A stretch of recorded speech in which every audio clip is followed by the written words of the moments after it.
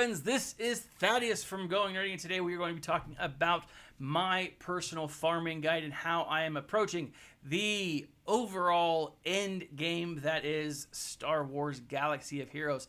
Now, guys, as I begin, I want to say that one of the most important things when it comes to any farming guide, whether you're an end player, a new player, it doesn't matter. You need to write down your focus. You need to have a focus, make it known to yourself, maybe to a buddy, have like a compatibility buddy, or have someone that you can report to, someone that you can talk to. Maybe it's your guild leader, maybe it's just a friend in the game, someone where you can say, hey, this is what I'm working on, this is how I'm seeing it, this is what it's going. It helps you to stay focused while farming, because farming sucks. It does. It is absolutely frustrating. That's why we get all of our groceries from the grocery store instead of growing them ourselves. Farming in this game is terrible, and we all hate it, but it's a necessary evil. Now, what I do is I'm focused on two sections. I'm focused on getting Darth Malak, and then getting my characters leveled up for Grand Arena territory battles and territory wars. That being said, I am going to be focusing my first and all of my efforts, with a few exceptions, on my Old Republic.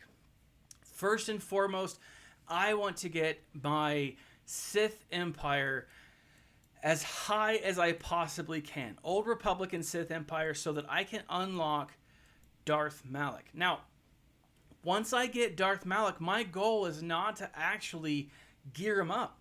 My focus will only be to unlock him, get him to 7-star, so that I can use him in platoon battles. And the reason I do that is so that it'll take some of the pressure off of my other guildmates who use Malak, who are effective with Malak, so that they can use him in the territory battle, the Geonosian territory battle. So right now, if you look at this, I have Darth Revan, HK-47, Bastila of Fallen, Sith Trooper, Sith Assassin, Sith Marauder, right? All of those characters. But my main focus is going to be Darth Revan, HK-47, and Bastila of Fallen. Right now, I'm struggling to gear them because of this crunch. The crypto tech, Cairo tech is painful. It is painful for me, and for you, probably, I'm absolutely sure it is frustrating. My main focus has been to unlock and gear him. I'm saving all of my extra gear that I keep accumulating, that I keep getting from my raids, from all of those other things, those other places, so that once I get past this bottleneck, I might have everything that I need to unlock him fully to gear 12. When it comes to the rest of my Old Republic, I know that I won't be using all of my Old Republic characters to unlock Malak, but I want to make sure that they're as high as they possibly can be. Now, I'm going to stop at gear 12, simply because I'm not going to focus these characters on gear 13 just yet. I want to be able to get to a point where I can farm gear 13 a lot easier, and they're just not where they need to be. But a gear 12 Old Republic team is a solid team. And the reason I want to focus on them is kind of twofold. One, because I'm so close. It's just like, why not?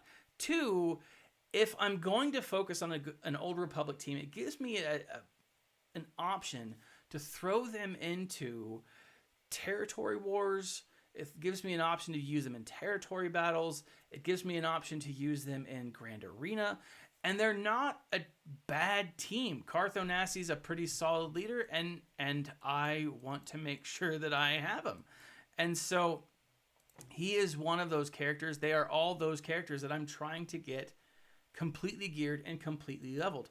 Of course, my focus is going to be on those first three: Darth Revan, Bastila, and HK-47. Once I get Malak, as I mentioned earlier, I'm going to kind of just slowly gear him up so that he can be used in platoons. I'm not going to worry about gearing up Malak right off the bat. What I'm going to do is I'm going to then switch to gear up for Grand Arena territory battles and territory wars. Now, this is my full list, right? The characters that I'm going for right now. We've got Revan, Zalbar, HK-47, Basilisk, Shan Juhani, Candaras, T3, Enfys Nest, Newt, Carthonasi, Geonosian Spy, B1, Aura Sing, Droidica, and Geonosian Brood. As you can see, I haven't really done much for the Geonosian Brood Alpha just yet because I'm working on Aura Sing. The way that I do my farming is I focus on the 3 different areas of the game, right? I focus on Cantina, Light and Dark Side, and ship arenas. I'm going to do everything I can in those different areas to farm the characters that I can. If I needed to, I would be focusing all of my farming to get every character up to gear or 7-star before anything else, right? So if I needed to get Darth Revan or Jedi Knight Revan, I would be focused on the characters, getting them to 7-star. But because I have them, I can branch out a little more. Now, there are times that I get a little frustrated and I go through and I'm like, okay, I need to gear up a character, and so I'm going to take all of my focus from these other areas of the game and I'm going to focus on gearing this one character. And sometimes I do that and sometimes I don't. And it's hard because I get distracted pretty easily. The reason I'm not doing that now is because Darth Revan is at this bottleneck, and you can only get these bottlenecked pieces in one location. If I could get them in more locations, then all of my efforts would be going towards that. But since I can't, I'm spreading it out. And right now, I've got Enfys Nest in my ship arena. I've got B1 in my ship fleet, or in this ship area. Now, Enfys Nest, partially, I mean, she's a great character. I just want to get her up to gear 12, or I want to get her up to 7-star so that I can get her to gear 12 so that I can use her in other areas of the game. Once I've done that, then it's, she's a great character. She's wonderful, but I don't have her and I can't use her as effectively as I could. So once I'm done with her, so hopefully in the next week, fingers crossed, RNG be praised, I'm moving on to the B1 Battle Droid. Now, that's all of my efforts to star him up. Once he's starred, I'm going to slowly start gearing my characters and slowly start putting, leveling them up. As a collector, I get all of my characters to level 85. That's my baseline. Simply because once they're level 85, I don't have to worry about it. And I know that a lot of people are saying, no, that's stupid, and it artificially raises your galactic power. And I know that it does, but I like it. It frees me from worry. It frees me from thinking. I don't have to think about it. It's done, right? Now, typically what I'll do is I'll get these characters all the way up to gear 6 and or 7. If I don't want the boost in galactic power, I'll leave them at 6. If I want the boost in galactic power, I will gear them to 7 and stop. And then finally, for the light side, dark side, I am focusing on the Droidica. Now, again, this is twofold because 1, I want the Xanadu blood, and 2, I want Droidica. Droidica's awesome. Now I know that I could be doing better if I were able to either, 1, buy the crystals or just performed better in arena, but I'm not at that point yet. And life's gotten to a point, as you can probably tell with the frequency of my videos, that it takes time, and I just don't have a lot of time to put into the game at the moment. And so with that, these guys are kind of a slow moving ship. Once I have these characters that I want, that I need for these areas completely 7-star, then I'm going to start opening up to the areas of the game that I think are going to be focused on. Now, the next area of the game I think that we're going to be seeing is resistance. I think we're going to be seeing a lot of resistance coming in the next couple of months, or essentially before and shortly after Episode 9 launches. Now, if you look at my First Order team, I've got them pretty well geared and pretty well modded out. I have them to a point where I need them as they are. They're fine. It's really the resistance that I want to spend some time on. I've got Rey, C-3PO, R2, BB-8, Finn, Scavenger Ray, and they've got some pretty solid Zetas. Poe is a character that I want to get up simply because I want to get his ship up.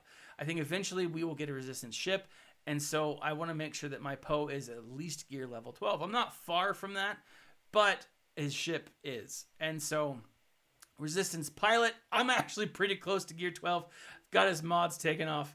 Probably not a smart move because I could still use this ship effectively. Here's the thing. Amilyn Holdo and Rose Tico. Now, a lot of people are saying that these two characters are worthless and aren't great. And currently, they're not wonderful.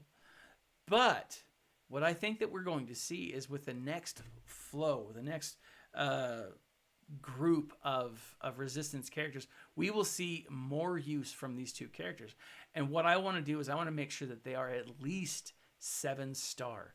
Now, a lot of people think that's dumb, and it is putting some of my eggs in a basket that I'm not sure.